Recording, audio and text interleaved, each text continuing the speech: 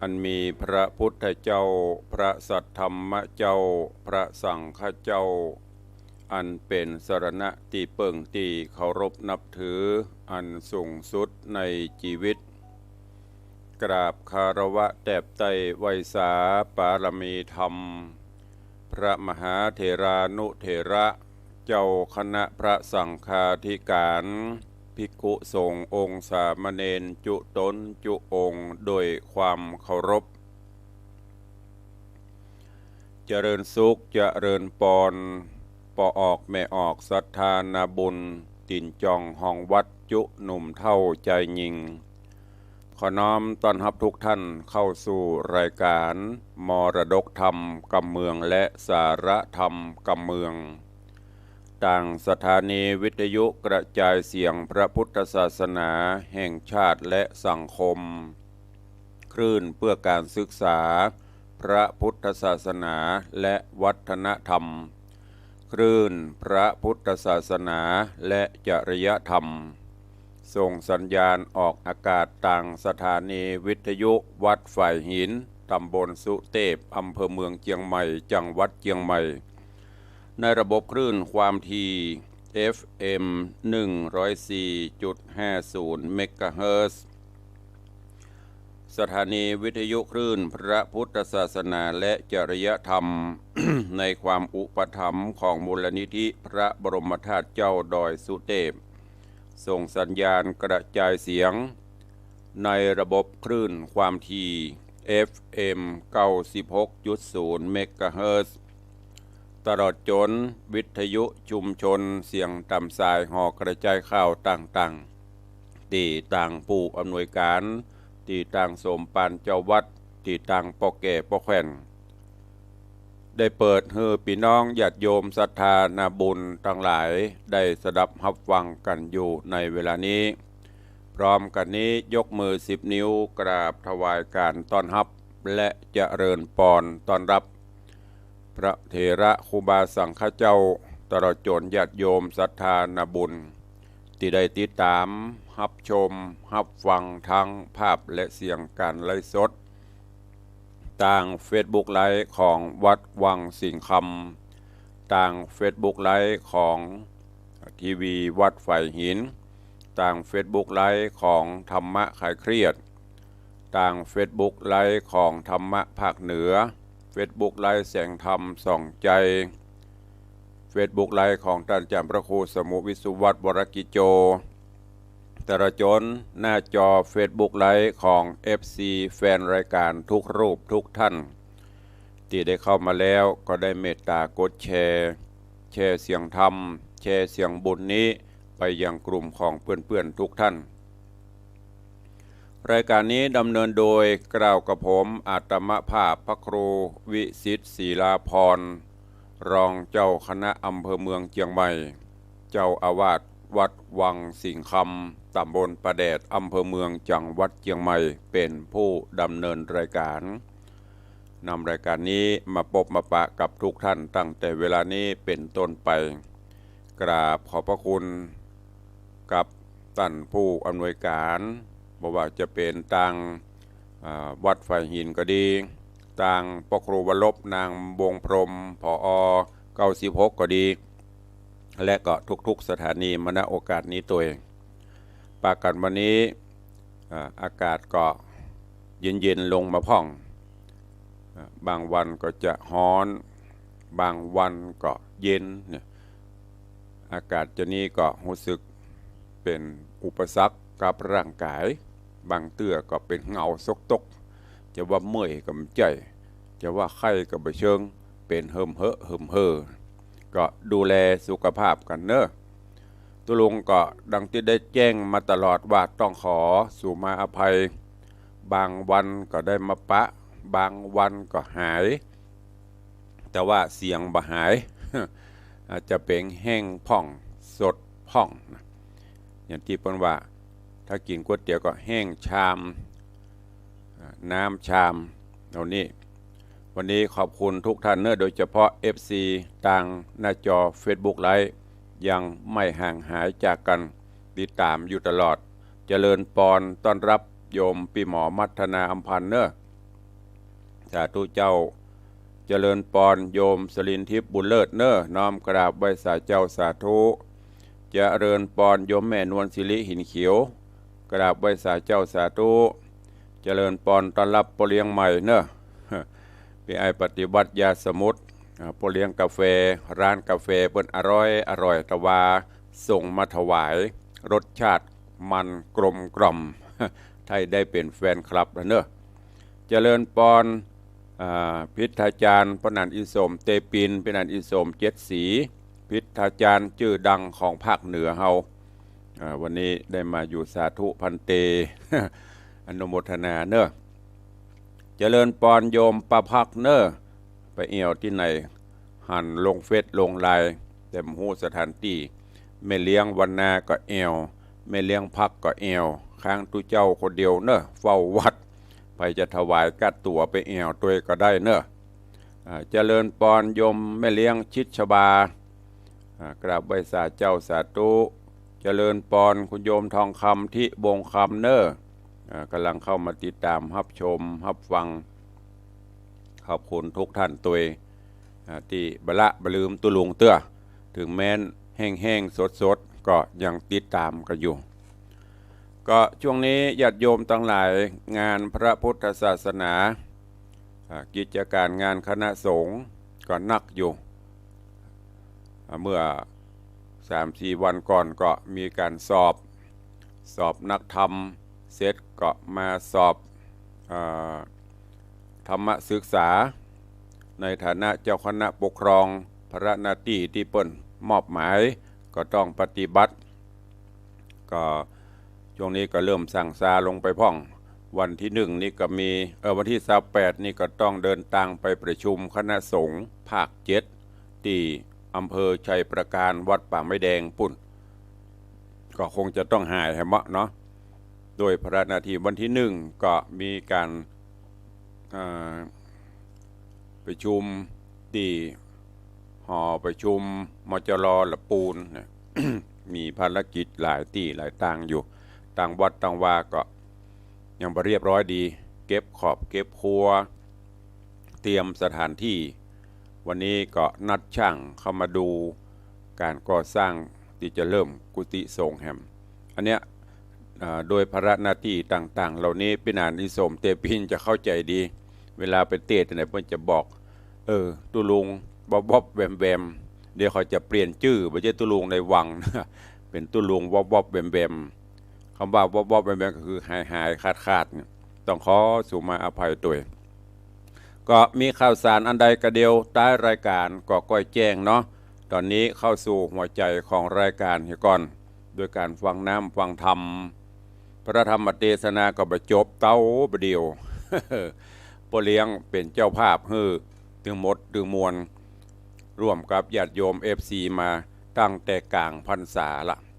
จนประเดี๋ยวนี้ยังไม่จบเตี้ยข้างแหมลายผูกด้วยนั่นก็คือสุวรรณพรหมาตุลงได้เทศนามาถึงยังผูกที่15ตอนที่1จบปริปุณังไปวันนี้ฟังกันต่อในผูกที่2เรื่องราวของสุวรรณพรหมาในตอนที่แล้วในผูกที่15ตอนที่1ลำดับลำดามาถึงยังโพธิสัตว์เจ้าโปกคลปตะ ซึ่งได้ไปเป็นเขยของป่อพญาเจ้าเมืองลัมมะโคสาแห่งเมืองวันลินตานกรซึ่งได้ไปปิ้งหรือว่าไปได้เป็นเขยอยู่กับมัทุรจิตาซึ่งเป็นลูกล่าของป่อพญาลัมมะโกษาแล้วก็ความลับต่างๆก็เปิดเผยความลับในที่นี้ก็คือตอนก่อนตอนที่เพิ่นจะเลือกกู้ต่างป่อพญาคือเลือกกู้คือลูกสาวมี7 คนปีถึง1 ถึง 6เลือกกันไปหมดค้างมัทุรจิตาน้องล่าซึ่งโพธิสัตว์เจ้าโปกคลปตะนอนขวางตังก็เมื่อนอนขวางตังใหญ่ใด ก็ไปยอมไปจนกระทั่งเปิ้นโคดคายย้ายฮื้อปรากฏว่าป่อโคดก็เลยพลักใส่ไล่ทรงฮื้อไปอยู่กับโพธิสัตว์เจ้าโบคลปตะแล้วในสภาพตอนนั้นตีเสนาอมาตย์ไปทูลบอกว่าโอ้มีคนบ้าใบ้สึงตึงนอนขวางตังนางปิกมาบ่ได้พ่อก็เลยฮื้ออยู่ด้วยกันไปสุดท้ายกลับกลายเป็นว่าซึกฆ่าซึกตีลูกเบาพญาเจ้าเมืองต่างๆที่มีจุดหมายปลายทางจะมาขอเอามัทุรจิตาบ่ได้ก็เลยโคดยกทัพมาประชิดเมืองจะมาลู่ชิงเอาสุดท้ายก็บปนโบคลปตะจำเป็นที่จะต้องออกรบทัพจับศึกเมื่อเป็นเช่นนี้ก็เลยถอดเครื่องทรงต่างๆเหล่านั้นทะลงต่างๆเหล่านั้นออกแล้วจากนั้นก็ไปอย่างก็เปลี่ยนเครื่องทรงเปลี่ยนอย่างต่างๆแล้วป่อจำมาได้ก็เลยมาสอบถามเสนาอมาตย์ว่าเป็นจะได้สู่มาจุฆ่าเสนาอมาตย์ก็บอกเรื่องราวฮือแล้วก็โพธิสัตว์เจ้าโบคลปตะก็บอกเรื่องราวต่างๆความจริงฮือ แล้วก็รับอาสาที่จะไปปราบปรามหมู่อริยศัตรูเรื่องราวของสุวรรณพรหมมาจะเป็นจะได้เจริญปอนสาธุชนญาติโยมทั้งหลายตั้งอกตั้งใจฟังในผูกที่15ตอนที่2เป็นลำดับไปณโอกาสบัดนี้ นะโมตัสสะภะคะวะโตอะระหะโตสัมมาสัมพุทธัสสะสัทธโวฟังลาโสตุจันนาสัพปุริสะตังลายตั้งยิงแหล่งใจม้วนหมู่ตีได้ปากันอยู่ทอมทาดาฟังยังรัศธรรมเทศนาสุวรรณพรหมมาลำดับการมาถึงผูก15ตอน2เด้อเจ้าขอเชิญศรัทธาตั้งหลายหนุ่มเท่าจุงตั้งจิตใจเล่าทอมทะเลดาฟังต่อไปไปนานีและนาที่นั่นเจ้าโบคลปตะองค์อาจเตียวย้ายบาทไปสู่ยังที่อยู่นอกปุรีข้าศึกมีหลายแหล่นับบ่อเป้สังขญากันเจ้าบุญนารอดไกลเขายิงอมอกใส่สะสนดังหาฝนตึกดอดพ่องเฝ้าถอดดาบไว้ถือค้อนไม้มหาเจ้าบุญหนาน้อยนาดก็รีบสวาดมนต์กราสะย่องขึ้นฟ้าไปบนกำวีกวักแกว่งไปรอบแห่งกาญาด้วยเตจวีนั้นนาใจจ้าหมู่ศึกกราลายลามเสด็จตามไว้วาดขึ้นอากาศสะสนจุมบางคนตกใส่กลางดงไพรป่ากวางพ้องตกข้างกลางดอยพ้องหายซอยไปนะข้ามสมุทรกล้ากงกาไกล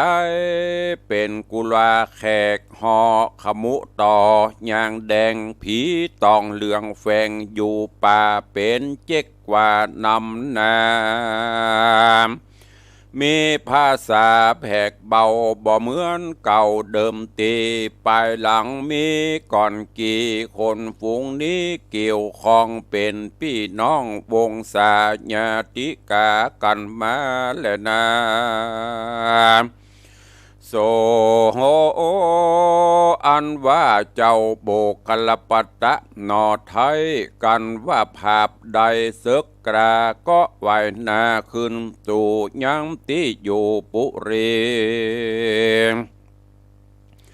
เจ้าผู้มีธิราชก็ฮืออำมาตย์ต่างตาเป่าประจาทวนนาว่าตนเจ้าฟ้าหอจันจากยกเมืองปันเคยลาบ่เนิ่นจ้านานการเต้าห่อคำกล่าวแล้วอำมาตย์แก้วผู้ใหญ่ก็เอาค้อนให้กองหลวงฮื้อคนปันปวงหูข่าวคนเท่าเท่ายิงใจหูกำหมายสัญญาก็ปากันมาม่วนหมู่เข้ามาสู่เวียงใจ เต็มไปในลานกว้างแห่งตนเจ้าจ้างปุรีกันยามตีมารอดตนเจ้ายอดห่อคำก็เฮือเจ้าบุญนำยอดซอยและนางนอน้อยมาธุระจิตานั่งเหนืออาสนะเต้นแก้วอภิเษกแล้วเป็นพญา โยกปาลาใหญ่กว้างเฮือเจ้าสั่งเรื่องไรต่อนนี้ไปเมื่อนาเจ้าไพรฟ้าเตี้ยงเจยบานย้อนซึกหันกระยาบบ่มาภาพเบียนควี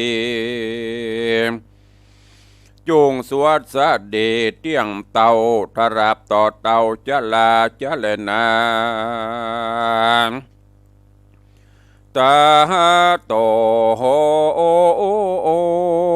ปัฏฐาญะแต่นั้นไปนาตนเจ้าฟ้ายศอาจสะบวยราชปุรีนาน3 ปีอันใดยังโคดไม่บ่หายเถิงนางนายนอเนาสัปปกิเจ้าน้องตน เกิดกังวลบอดแล้วจริงคืนเวียงแก้วธานีฮือผู้มีเต้าเก่าจะตันเล่าอำลาว่าจักไปหานาดน้องอันอยู่แห่งห้องกปิลวัตถุนกรส่วนผู้ทอนตนป้อก็ไขจ่อจาต่อกรรมดีว่าแม่นเจ้าบุญมีจักไปสู่แดนไกลดังนาภัยยะกราอย่าได้มีสวดสดีเที่ยงเต่าทุกคำเจ้าเจยบานแดดเตอว่าอันแล้วเจ้าหนอแก้วโบกครปัตตายศอาจก็ปานางนาฏมทุละจิตตาตังโยธาอาจกล้าออกใบหน้านอเตโอไปจากเบียงใจใหญ่กว้างหมู่มาจ้างเป็นสายเสนาลายโหเศร้าสะนันดาวแดนดินพลเตียวดินเป็นหมู่ใบนาสู่โดงเรียมเจ้าบุญมีหนอแก้วโคดบ่แล้วน้องแห่งตนนำรีปนอ่านหมื่นบ่เคยตื่นสงครามเพื่อไปจามตันต่อเมืองนางน้อยนอสัปปกิก็มีหันและนาโสอันว่าเจ้าโบกละยศใหญ่นำพลไพร่ลวงลามลาดดงรามป่ากวางบ่อาจอังกันนากันเตียวตังมาหิวหอดก็ย่างจอดข้าเศร้านอน เถิงวันอ่อนผู้เจ้าก็ได้เต้าภายพันได้15 วันบ่เศษก็รอดสู่เขตปุรีแห่งดังบุญมีสัปปกิน้องตนก็ฮือรีปนวนหมู่จอดยังอยู่หิมเมืองโยธาเรืองหนุ่มท่าเอา อำมาตย์เก่าและเสนาเตียวตั้งมาบอกโหดลายรอยโยดเป็นไม้ก็ตั้งปางใหญ่ข้างขอกยังอยู่นอกปุรีก็มีหันแหละนาตาในกาลลานันเล่ายังมีเศษนาเก้าต่างตาแห่งนางบุญนะสัพปกิมันทริมาสู่เป็นยามอยู่แดนเมือง หันโยธาเรืองยายหยาดแห่งเจ้าหน่อยนาดบุญนาก็รีบไกลกลาฟังเฝ้าไปสู่ดาวหอจันทร์รีบเร็วปันบอกกล่าวเฮือด้านเต้าพญาอันเป็นสามิกาดนางสัปกิแล้วทริกล่าวจี้ว่าบัดนี้ข้างขอกแดนเขตนอกเมืองเฮาข้าศึกเมามวลหมู่แวดล้อมอยู่เป็นสายมาอาจางยายเป็นตาโยธากลาโยธากลาพระภาพถือหอกดาบสะโสน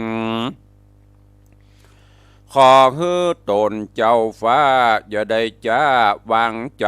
เต้าห่อใจยศอาจฟังถอยวาดขี่ยาอันเสนามาเก่าห้อนพระเผาเรือลา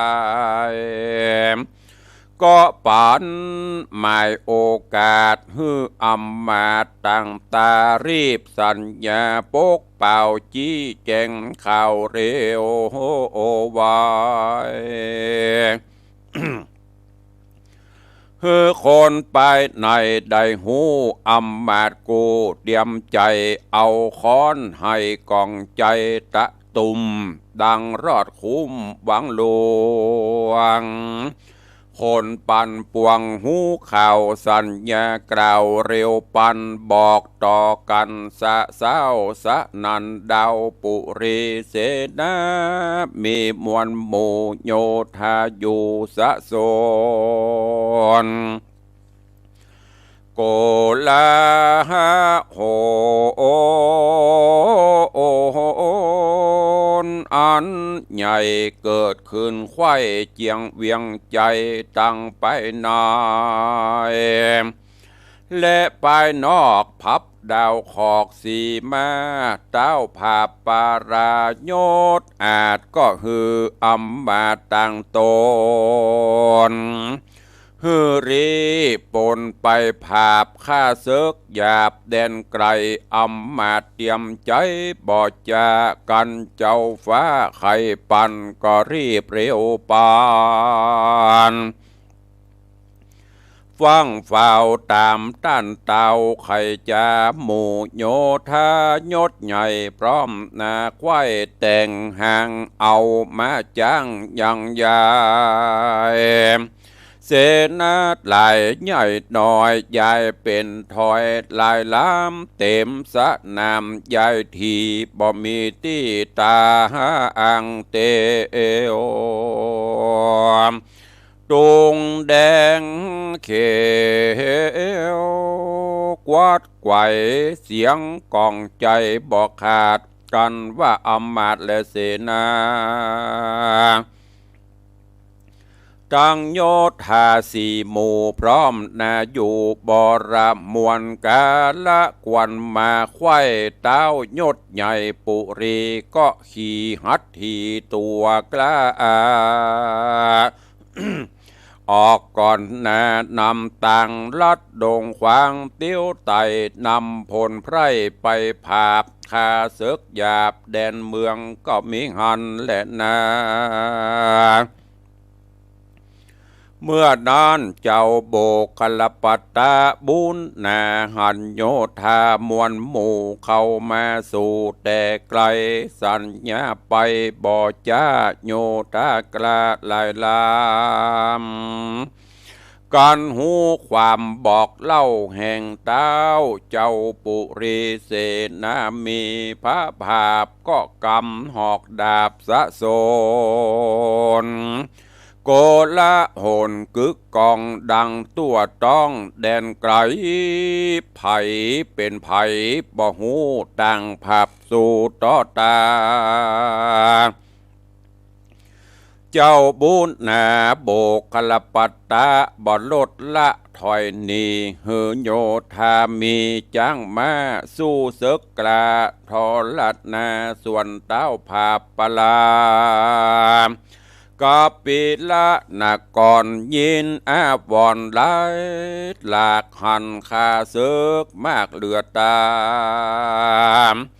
หันโยธาไพรน้อยได้กลาดกล้อยวำไวตีหล่อตายนั่นใส่สู้บ่ได้ถอยหนีเข้า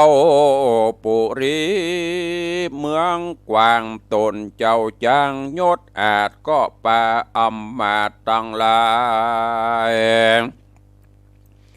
รีบผ่านภายคืนสู่ยังที่อยู่ปุรีก็มีหันและนาที่นันเจ้าโบกลปัตตะบ่อจ้าปาเสนกลาตวยปาย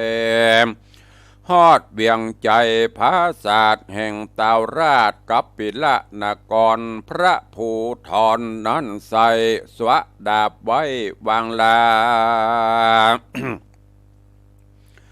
รีบย่อมือสากมกล่าวขายบอกเล่าเสนาตั้งโยธามวลหมู่ฮือย่อโยมอยู่จุคนคนส่วนว่าตนเจ้าฟ้าหันศึกกลาย่อโยมยังขี่คมขุนคองฮือนางนาดน้องบ่หายยิ่งผ่านภายย้ายบาทกำผมนางนาดสัปกินอดเนา กำลากเจ้าไปสู่ยังที่อยู่นอกเมืองย้อนกำเครื่องบ่แล้วที่นางนอกแก้วป่านเข้าอันบูดเน่าเหลือกินฝังไว้ดินเมื่อก่อนกันลากนางน้อยอ่อนมาฮอดก็อุก็ยูนางตอดลงไป รีบเร็วไวบอดจ้าตีนย่ำอกนางนอดลาเร็วปันสองมือพันขุดเข่าอันบูดเน่าฟังไว้กันนางกันว่าใดก็ยัดปากนาง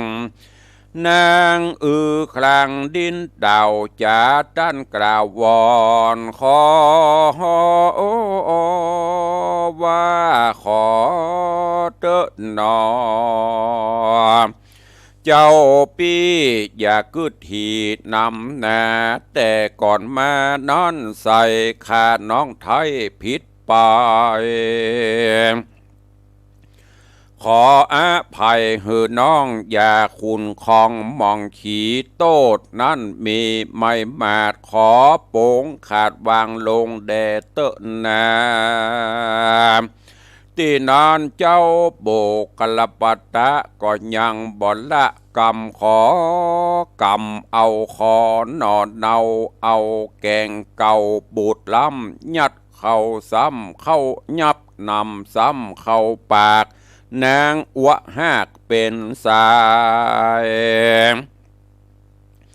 ดาจักตายมวยมางตนเจ้าจางยศอาจยังเอามือฟาดตบแน่นางนอดลาวอนขอ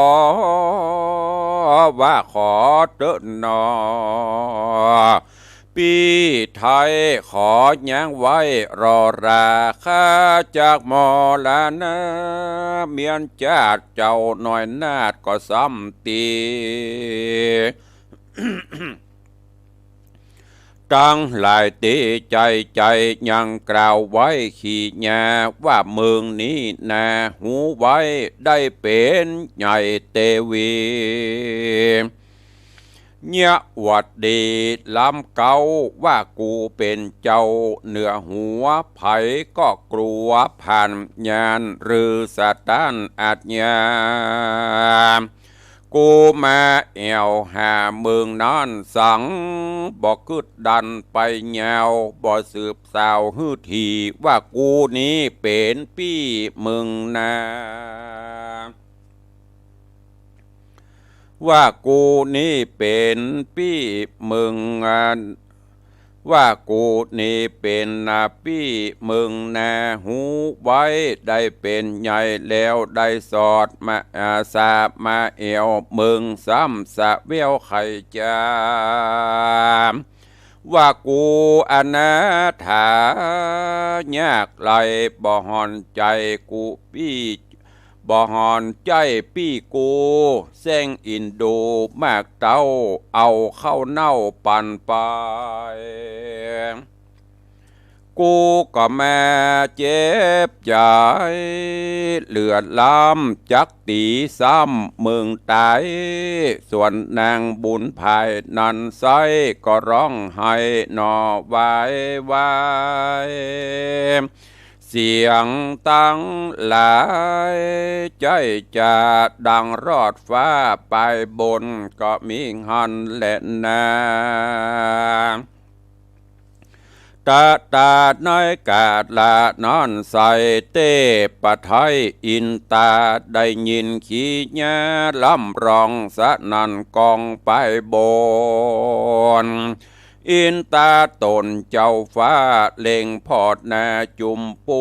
ก็หันบุญจูหนอไทยร้องร่ำให้นำนาย้อนพาตาเจ้าปี้ได้กึดทีมาเตมสันได้เดนันเล่าเฮาเป็นเจ้าเมตตากวนฮือเตวดามหน่อยนาดไปห้ามขาดเร็วไว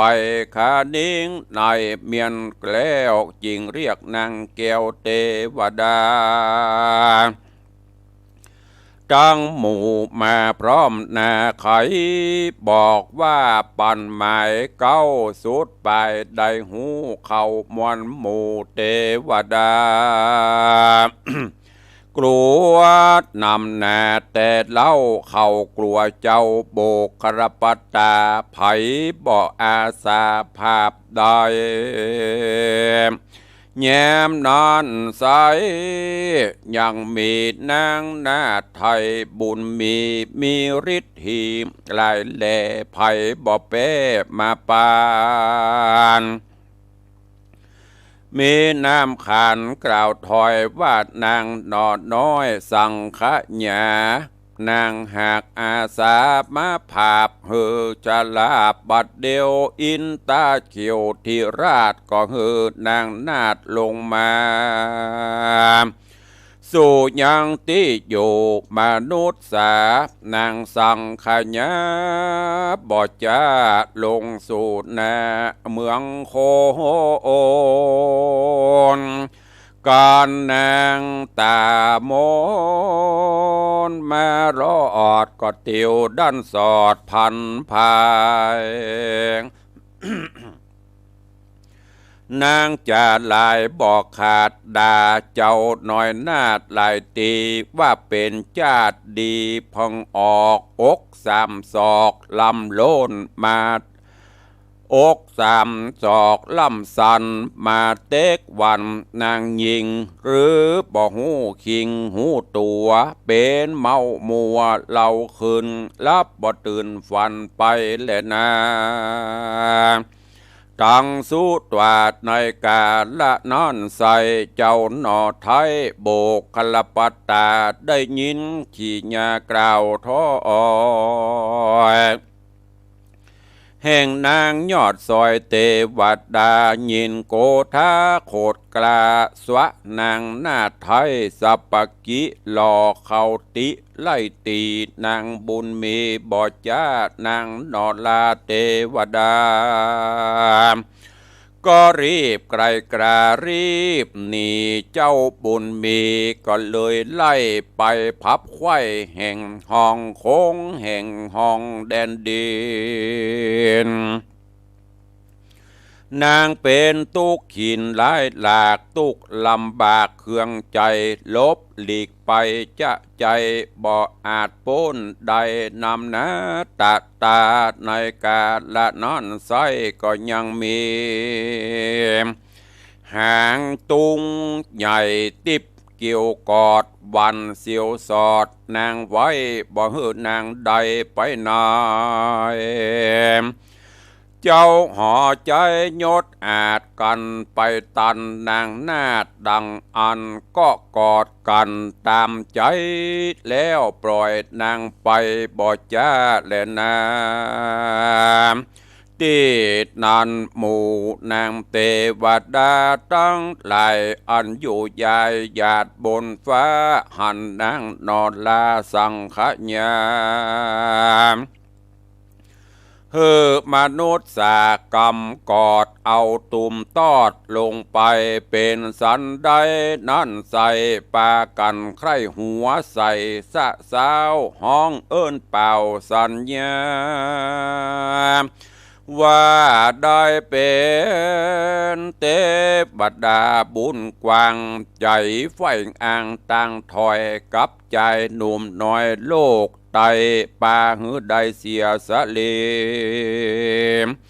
รูปชมดีใจจาริดฮีกลานำนานางสังขยาเทวดายินละอายเปิดนาบ่จ้างว่ากรรมใดบ่อาจจักไปเมืองฟ้าเลยอยู่ป่าดงนะเป็นลูกขาเทวดาแต่นั้นมาก่อนกี่ถึงเดี๋ยวนี้ปัจจุบันก็มีหันและนาเนติตังขีญะสังวันนาวิเศษจาห้องเหตุธรรมเทศนาสุวรรณพรหมาผูกที่15 ตอน2ก็บังโกมสมเร็จสเด็จญาติโยมศรัทธานาบุญทั้งหลายได้สดับรับฟังพระธรรมเทศนาสุวรรณพรหมาลำดับลำดาเถิงยังผูกที่15จบปริปุณนังไปเหลือ16 17 18เนาะเหลือแฮม3ผูก3 ตอนก็เรื่องราวในตอนนี้หลังจากที่โพธิสัตว์เจ้าโบกขลปัตตะได้กินแขกแต่งงานอยู่กับมัทุรจิตตาแล้วก็หมู่เสนาอำมาตย์ต่างๆลูกบ่าวเจ้าเมืองตีมีจิตไฟห้อยยังมัทุรจิตตาแต่พลาดหวังต่างก็ปากันห่างจ้างมาโยธามาประชิดเมืองเพื่อที่จะลบทับจับศึกแย่งจริงสุดท้ายโพธิสัตว์เจ้าโบกขลปัตตะก็อาสาไปลบไปผาบปราบปรามหมู่อริราชศัตรูจนกระทั่งราบคาบไปป้อพญารัมมโคสาก็เลยยกบ้านยกเมืองฮือ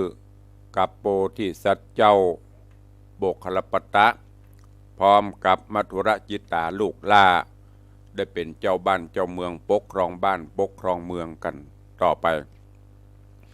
เมื่อได้อยู่บ้านอยู่เมืองปกครองบ้านปกครองเมืองแล้วก็ยังบักละความโหดของน้องตัวเก่าคือสัปปกิตอนก่อนที่ไปทดลองว่าพี่น้องเป็นดีจะได้ไปหานะกรรมที่เปิ้นซื้อไว้ใครทดลองก็ปรากฏว่าเหมือนดังเปิ้นว่าโพธิสัตว์เจ้าไปหาสัปปกิน้องหันก็เกิดความกลัวเปิ้นจะดิฉินนินตาเพราะว่าตอนไปนั้นโบกขลปัตตะมันได้ไปแบบเครื่องทรงกษัตริย์ทะลงผ้าปุดผ้าขาดผมเผาลุงลังซกกระปกลกลุงลังสัปปกิหันอย่างนั้นก็โอ้อันนี้มันใจปี่ข้าไม่ใจตระกูลงูเงาสั่งขญาติอย่างข้าเนอะ มันเป็นคนบ้าคนใบที่ไหนบ่ฮู้มาไปไล่มันออกไปแล้วป่ายมันปอก็เอาเข้าบูดเขาเหน่าอันนี้ในตอนก่อนนั่นนะสร้างความเจ็บช้ำน้ำใจโบกคลปตะเอาเข้าบูดเขาเหน่านำไปฝังไว้ที่ประตูเมืองตอนนี้ก็เลยปิกมาจะมาสั่งสอนน้องแหมกรรมภัยก็ลบภาพกับไม่ได้ภัยให้ยังกับไม่ได้เพราะเปิ้นมีบุญปรมีอำนาจเตจะลิธีสูงจนกระทั่งสุดท้ายก็ไปกำเอาผมถ้ากำเมือติ้วผมนะคนเราถ้ามันมีความโหดมันจะเป็นจันนะแต่ถ้ามีสติมีธรรมะด้วยก็ถ้าจะลดลงโหดสัปปกิลากหัวไปที่โมงที่หลุมที่ฝังแกงบูดเข้าเน่าไว้นั่นแล้วก็โคตรออกมาแล้วก็มายัดปากสัปปกิเนี่ยมึงโหก่อกูเป็นปี้มึงนะกูอุตส่าห์มาเยี่ยมมาเยียนมาแอวหามึงนะมึงยังบันับสังขยาเกิดต้องเดียวกันมาหันได้ดิบได้ดีลืมปี้ลืมน้องสัปปกิกับบ่โหจะเนี่ยได้ก็ให้อย่างเดียวขอโทษขอโพยความโหดตอนนั้นมันถึงเพราะว่ามันมืดเนาะ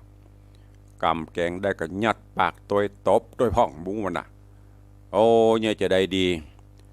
ภายห้ามกับฟังจนกระทั่งฮอนถึงองค์อัมบรีนพระอินทร์เจ้าฟ้าก็เลยสั่งเทพยดาลงมาช่วย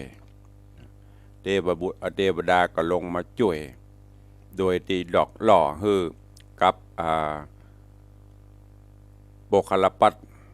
คลายหรือว่าปล่อยสัปปกิแล้วมาโขดนางแตนโขดนางเทวดก็หลอกล่อไปหลอกล่อไก่จากอันนี้ไปโอ้เอาเข้าเปิ้นจะตันแล้วแหละแหงก็มีตุงห่างตุงมาสะบัดก็เลยวัดไกวเอานางปิวไปโดนตัวป้อใจคือไปโดนบกคลปัตตะพ่องปิวไปสะเววไปปุ่นไปตกในป่าปุ่นจากนั้นมาด้วยไปถูกเนื้อต้องตัวป้อใจนางเป็นเทวดาผู้บริสุทธิ์ไปโดนตัวป้อใจเนาะฤทธิ์ต่างๆก็มดไปหายไปเลยไปเกิดเป็นรุกขะเทวดามาจนตราบเท่าถึงวันนี้เนี่ยไม่มีที่มาที่ไปโลกจะว่าเป็นอุปโลกขึ้นมาได้ที่มาที่ไปเป็นจะนั่นเรื่องราวของสุวรรณพรหมมาจะเป็นจะได้ก้อยติดตามฟังกันในผูกต่อไปเนอะวันนี้โป่งวางใบตะอีก่อนเนาะมันตึงจบนะมันตึงจบพี่นานอิสมว่าไม่ได้มันจะจบแน่แต่จ้าหน่อยใจเย็นวันนี้ฟังได้ตะอีก็เก็บเอาไปเนอะพี่น้องเป็นดีอย่าได้ไปหาก็มันมาถึงปัจจุบันเนี้ยโอ้กำปีน้องออกท้องเดียวกันได้ดิบได้ดีนะมันมีบักกี่คนก้าหาที่จะอินดูพี่น้องเดียวกันเนี่ยส่วนมากไปหาบัลลังมันไปยืมสตางค์กูกะบัลลังเอาตุกมาให้กูกะกึดไปก่อนหรอบัดนี้คนอื่นเนี่ยโอ้จะได้บัดเตื้อพนอเอาอกเอาใจญาติโยมทั้งหลายพี่น้องออกต้องเดียวกันมาฮักกันแปลงกันสายเลือดเดียวกันเพราะว่ามันตัดบะขาดเหมือนอย่าเอามีดไปตัดน้ำมันตึงปุ๊ดจะได้ก็พี่กันจะได้ก็น้องกันก็ต้องดูแลเอาใจใส่กันไปกรรมโบราณประปีหูสองน้องหูหนึ่งปรึกษาหารือกันไม่ใช่ว่าเอาเป็นเอาตายใส่กันตายเป็นเหม็นเน่าก็ตึงไปแต่ถ้ามันอย่างปัจจุบันนี้เป็นห้องอย่า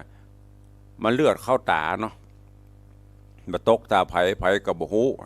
ถ้ามันดีกันมาแต่ต้นมันก็คงมีปัญหาแต่มาหลังๆมาเป็นน่นนี่นั่นอิจฉาตาห้อนกันปีกันน้องกันเกิดความบะฮักไข่กันสุดท้ายมาก็เป็นเปิ้นคนอื่นไปเหียเนี่ยเปิ้นถึงบอกว่าปีกันน้องกันก็ฮักกันแป้งกันมันบ่ได้กันแฮงก็เอากันอยู่กันดีๆมันต้องไปหาเรื่องหาราวอย่างกันนี่ก็ฝากไว้ กรรมโบราณที่เพิ่นซื้อไว้นะ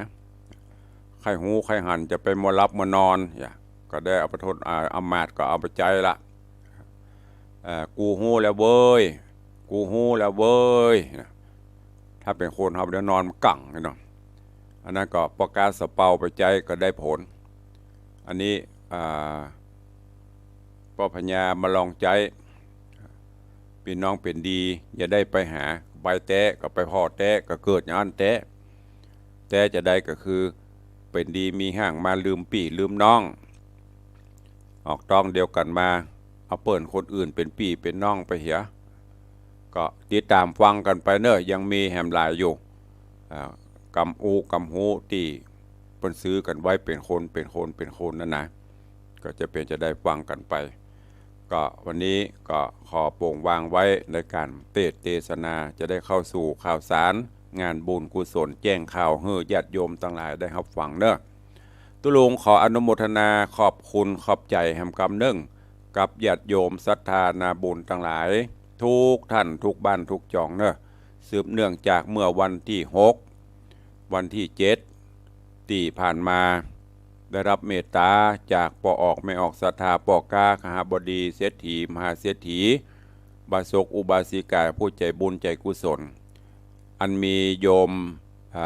แม่ดร.มรกตสุวรรณชินดร.กิติพัฒน์ดร.ชัดทิพย์สุวรรณชินเป็นต้นพร้อมกับคณะสะพานบุญสายบุญต่างๆได้ร่วมกันถวายทานผ้าจุลกฐินและก็จตุปัจจัยบริวารกฐินเพื่อสร้างกุฏิสงฆ์องค์หลวงที่ผ่านมาตอนนี้ก็วางศิลาฤกษ์แล้วเนาะจะได้เริ่มดำเนินการก่อสร้างตามวัตถุประสงค์ของญาติโยมเพื่อฝากไว้ในพระพุทธศาสนาบ่ได้สร้างเฮือนกคือกาบ่ได้สร้างเฮือนกกะแก่อยู่เนอะสร้างคือพระสงฆ์องค์ข้าเจ้าที่จะมาจากทิศทั้ง4ได้มีที่อยู่ที่อาศัยดังนั้นก็เชิญชวนญาติโยมศรัทธาเนอะในโอกาสทำบุญต่างๆของท่านบ่ว่าจะเป็น100 วัน7 วัน50 วัน100 วันครบรอบปีหรือทำนึกถึงผู้มีพระคุณที่จากไปหรือครบรอบวันเกิดครบรอบวันแต่งงานวันมงคลต่างๆน้อมเอิญเจิญจวนเนอะมาร่วมกันสร้างกุฏิสงฆ์จะเป็นปูนหินดินทรายอันใดก็ติดต่อสอบถามรายละเอียดได้ก็จะได้จดจารึกชื่อของญาติโยมทั้งหลายไว้และนอกจากนั้นก็มีข่าวจากทางสถานีวิทยุคลื่น 96.0 เมกะเฮิรตซ์ของเฮาก็เป็นประจำปีละครั้งงานทำบุญสถานีวิทยุเนอะก็ปีนี้ทางคณะกรรมการบริหารสถานีเปิ้นก็ได้ประชุมตกลงโปร่งใจกันจะจัดกิจกรรมงานทำบุญในวันอาทิตย์ที่15ธันวาคมที่จะถึงนี้วันอาทิตย์ที่15ธันวาคมก็จะมีกิจกรรมต่างๆดังที่เขาได้ปฏิบัติกันมาแล้วก็ได้ทำบุญสุนตันตลอดจนงานสมโภชศาลาเบียงคำตัวตอดผ้าป่าบำรุงสถานีเนอะเริ่มตั้งแต่9 โมงเป็นต้นไปท่านผู้ใดมีเจตนาศรัทธาอยากจะร่วมเป็นเจ้าภาพสังฆทานถวายพระเจ้าพระสงฆ์ร่วมเป็นเจ้าภาพต้นผ้าป่าบำรุงสถานีหรือจะนำข้าวน้ำโภชนะอาหารมาตั้งโฮงทานก็เจริญปอนเจิญตลอดจนจะมีการแจกวิทยุทรานซิสเตอร์วิทยุให้ญาติโยมฟังใครจะเป็นเจ้าภาพอันนี้พระครูวันลบเพิ่นได้แจ้งไว้เครื่องละประมาณ300 บาทหรือว่า500 บาทก็ติดต่อแจ้งความจำนงได้ที่ทุกรายการเนอะทุกรายการแจ้งความจำนงได้อันนี้ก็ฝากไว้กับทุกท่านตัวเองก็เดียวจะได้ตักได้ตายต่างบ้านต่างจองพองเนาะแต่ก่อนจะไปบ้านไปจองมีไผเข้ามาเพิ่มเติมพองนี้เจริญปอนคุณโยม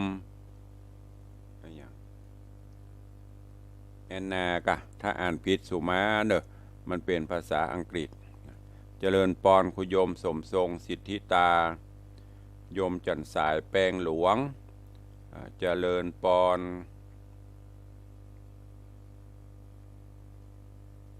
ถวายการต้อนรับท่านเจ้าพระมหาคมสันจากกรุงเทพ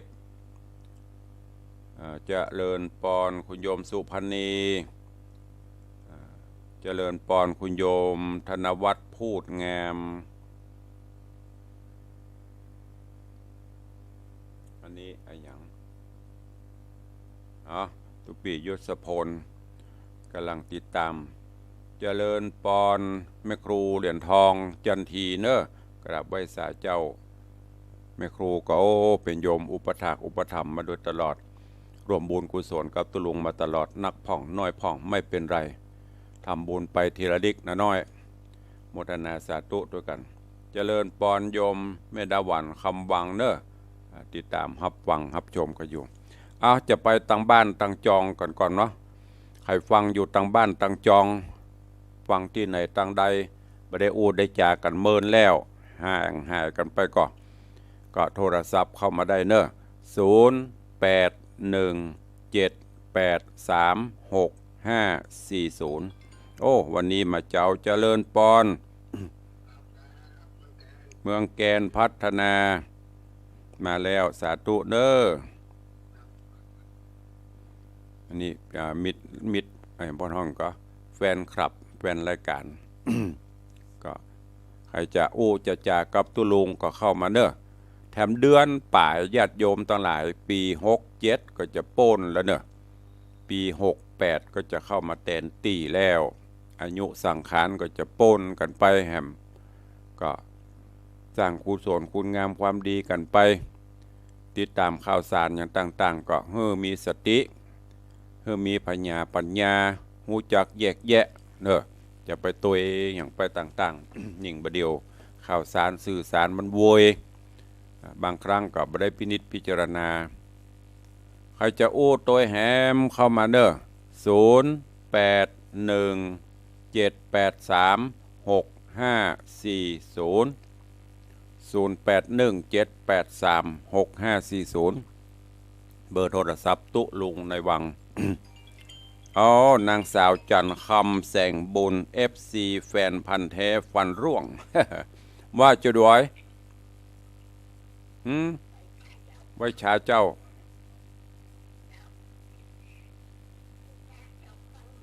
ฟังอยู่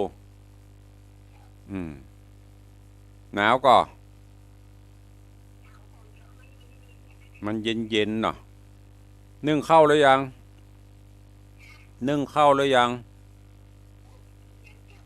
วันนึ่ง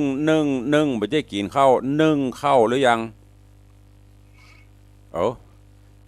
ถามว่านึ่งข้าวหรือยังกินข้าวหงเสียบปลั๊กเนาะไผ่หงหงคนเดียวกะเดี๋ยวพอมีหลานปฏิบัติเนาะสาธุเนอบุญรักษาแม่อวยหมอนจันคำแสงบุญปีนี้ให้89แล้วเนาะจะ90ละ ติดตามรับฟังมาเมินละอันนี้แฟนฟันร่วง เขี้ยวประจำมีละฟันแท้ฝากขอบคุณประตังโยมปเลี้ยงทองใบเปรมประชาด้วยเนอะปเลี้ยงทองใบเปรมประชานี่ก็โยมอุปถากอุปถัมภ์ท่านหนึ่งกิจการงานที่วัดวังสิงห์คำปเลี้ยงบักขาดสักเตื้อล่าสุดนี้งานกฐินก็มาให้มาหอมด้วยกันเสียดายไม่ใช่เสียดายสู่มาด้วยเนอะมาได้ตอนฮับขับสู้ดีปเลี้ยงก็เกือบ90ละเดินทางแข็งแรงดีด้วยบุญบารมีถ้าฟังรายการตุลุงเมตตาปเลี้ยงโทรศัพท์มาหากำเนิดเดี๋ยวจะโทรขอบคุณกับหูเบอร์โทรโยมปเลี้ยงทองใบเปรมประชาคณะข้าบดีเมืองสันกำแพง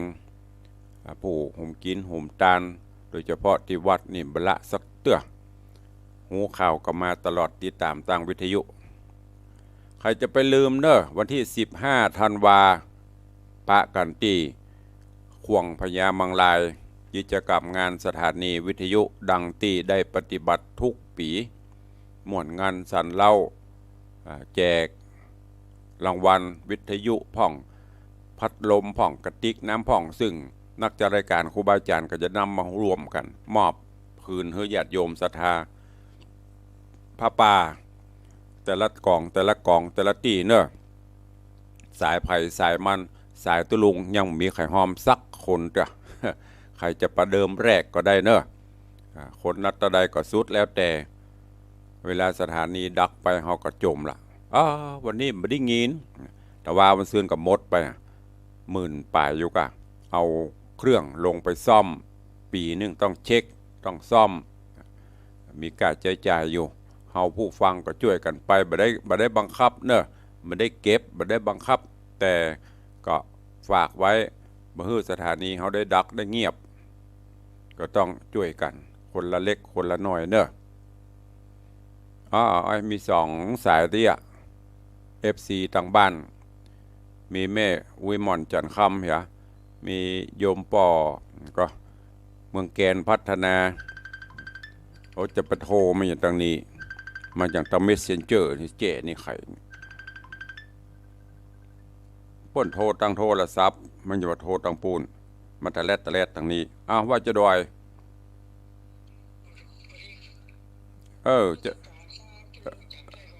จำได้พอเลี้ยงพี่รุน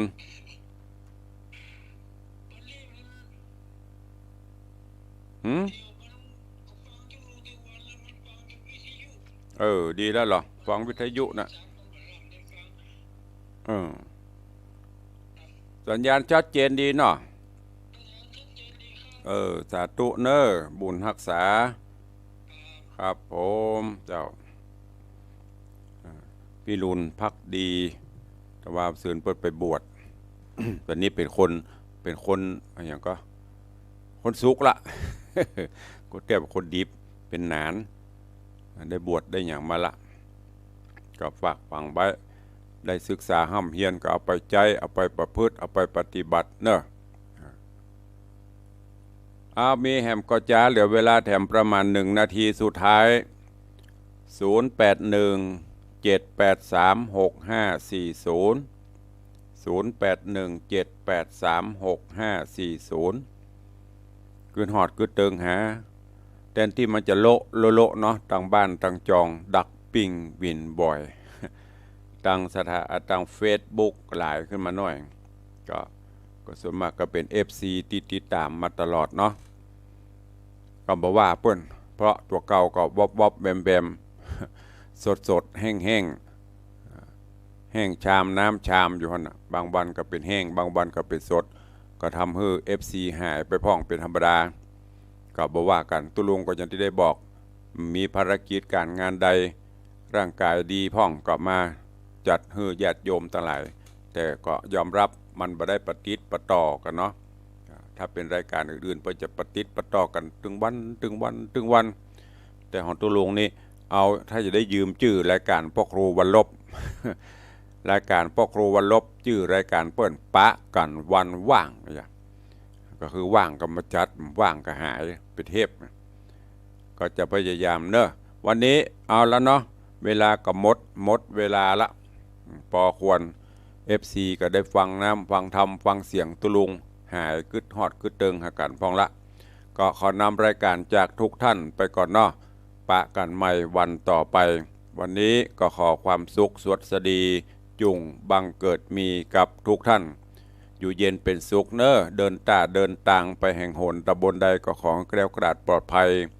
แม่นจากหิปันมาแม่นจากหาฮึปันได้อยู่เย็นเป็นสุขจุ่มเนื้อเย็นใจเพื่อมีสุขภาพพระนามัยสมบูรณ์แข็งแรงขอคุณพระรัตนตรัยอันมีพระพุทธพระธรรมพระสงฆ์ปกห่มปกเกล้าครูบาอาจารย์ญาติโยมศรัทธาจุตนจุองค์จุผู้จุโขเนอจัตตาโรธรรมาวัตันติอายุวันโนสุขังพลัง